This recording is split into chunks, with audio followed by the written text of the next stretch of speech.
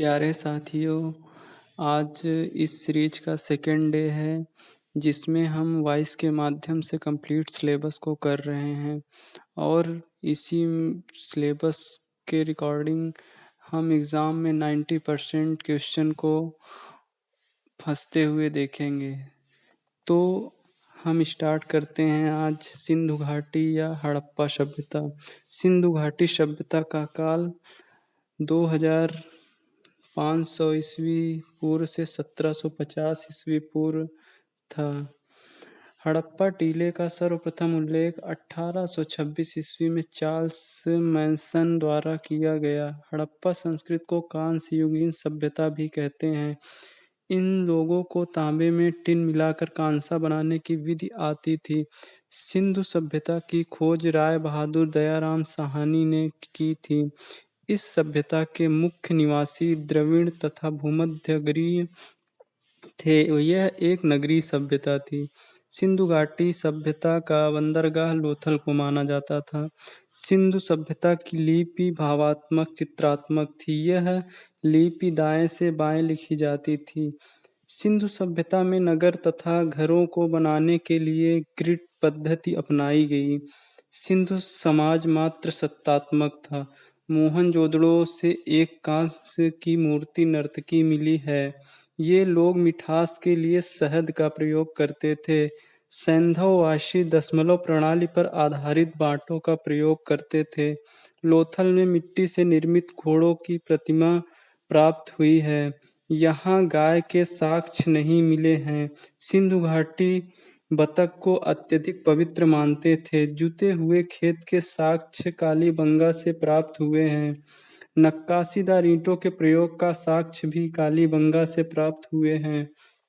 सिंधु सभ्यता के प्रमुख स्थल हड़प्पा पाकिस्तान रावी नदी के किनारे, मोहनजोदड़ो पाकिस्तान सिंधु नदी के किनारे, चंदुड़ो पाकिस्तान सिंधु नदी के किनारे, कालीबंगन राजस्थान घग्गर नदी के किनारे, लोथल गुजरात भोगवा नदी के किनारे, रोपड़ पंजाब सतलज नदी के किनारे, आलमगीरपुर मेरठ हिंदन नदी के किनारे, रंगपुर गुजरात मादर नदी के किनारे, धौला वीरा गुजरात, बनावली हरियाणा, रंगोई नदी, सुतका गंडोर पाकिस्तान, दास्क नदी। मोहनजोदड़ो से प्राप्त सबसे बड़ी इमारत अन्नागार है। इनकी मुख्य फसल गेहूं और जौ है और यह सूती एवं ऊनी वस्त्रों का प्रयोग करते हैं। अग्निकुंड लोथल तथा कालीबंगन से प्राप्त हुए हैं। कालीबंगन का अर्थ है काली चूड़ियाँ। मनके बनाने के कारखाने लोथल तथा चांदुड़ो से प्राप्त हुए हैं। चावल के साक्ष्य लोथल से प्राप्त हुए हैं। हड़प्पा की मोहरों पर एक सींग वाले पशु का चित्र मिलता है। ये मोहरें स्टेलाइट धातु की बनी हुई थी। सिंधु सभ्यता के लोग मातृ देवी की पूजा करते थे और पशुओं में कुबड़ वाले सांड की पूजा करते थे। ये लोग सूती तथा ऊनी वस्त्रों का प्रयोग करते थे तथा मनोरंजन के लिए ये लोग मछली पकड़ना, शिकार करना, पशु पक्षी को आपस में लड़ाना तथा पासा खेलने का प्रयोग करते थे। इनको तलवार का ज्ञान नहीं था और आग में पकी हुई मिट्टी को टेरिकोटा कहा जाता था। सिंधु समाज में पर्दा प्रथा तथा वेश्यावृत्ति में प्रचलित थी। सिंधु सभ्यता के लोग लाल मिट्टी से बर्तन बनाते थे तथा उस पर काले रंग का डिजाइन बनाते थे। सिंधु घाटी सभ्यता के विनाश का कारण बाढ़ को माना जाता है। वैदिक सभ्यता वैदिक काल को दो भागों में विभाजित किया जा सकता है। ऋग्वैदिक काल 1500 से 1000 ईस्वी पूर्व, उत्तर वैदिक काल 1000 से 600 ईस्वी पूर्व। मैक्स मूलर ने बताया, आर्य में मध्य एशिया ईरान से आए थे और भारत में सर्वप्रथम पंजाब तथा अफगानिस्तान में बसे। आर्य द्वारा निर्मित सभ्यता वैदिक सभ्यता थी। आर्य शब्द का अर्थ श्रेष्ठ होता है। आर्य की भाषा संस्कृति थी और यह ग्रामीण सभ्यता थी। प्रशासन की इकाई को 5 भागों में बांटा गया था। पहला कुल, दूसरा ग्राम, तीसरा विश्व, चौथा जन, पांचवा राष्ट्र। ग्राम के मुखिया को ग्रामणी कहते थे। विश्व का प्रधान विश्वपति कहलाता था तथा जन के शासन को राजन कहते थे। सभा एवं समिति राजा को सलाह देने वाली संस्था थी। स्त्रियां दोनों में भाग ले सकती थीं। युद्ध के लिए गविष्ट शब्द का प्रयोग किया गया है, जिसका अर्थ गायों की खोज था। वाजपति गोचर भूमि का अधिकारी होता था, उग्र अपराधियों को पकड़ने का कार्य करता था।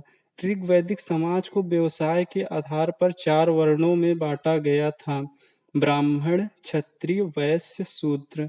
आर्य का समाज पितृसत्तात्मक था। समाज की सबसे छोटी इकाई परिवार या कुल थी, जिसका मुखिया पिता होता था और उसे कुलप कहते थे। स्त्रियां इस काल में अपने पति के साथ यज्ञ कार्यों में भाग लेती थी। बाल विवाह तथा पर्दा प्रथा का प्रचलन नहीं था। विधवा अपने मृत पति के छोटे भाई से विवाह कर सकती थी। जीवन भर अविवाहित रहने वाली महिलाओं को अमाजु कहा जाता था। आर्य का प्रिय पेय पदार्थ सोमरस था। यह वनस्पति से बनाया जाता था। उपनिषदों की संख्या 108 होती है।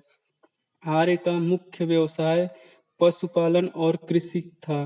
तंबाकू का ज्ञान वैदिक काल के लोगों को नहीं था। आर्य का प्रिय पशु घोड़ा और प्रिय देवता इंद्र थे। ऊनी कपड़ों का सामूल्य कहते थे। आर्य द्वारा खोजी गई धातु लोहा थी, जिसे श्याम अयस्क कहा जाता था तथा तांबे को लोहित अयस्क कहा जाता था। गाय की हत्या करने वाले के लिए मृत्युदंड तथा देश से निकालने का प्रावधान था। ऋग्वेद में उल्लेखित सभी नदियों में सरस्वती नदी सबसे महत्वपूर्ण नदी तथा पवित्र माना गया है। ऋग्वेद में गंगा नदी का उल्लेख 1 बार तथा यमुना नदी का उल्लेख 3 बार हुआ है। इसमें सिंधु नदी का उल्लेख सबसे अधिक बार हुआ है। तो आगे की सीरीज कल होगी। तो आप सब इसको सब्सक्राइब लाइव करें।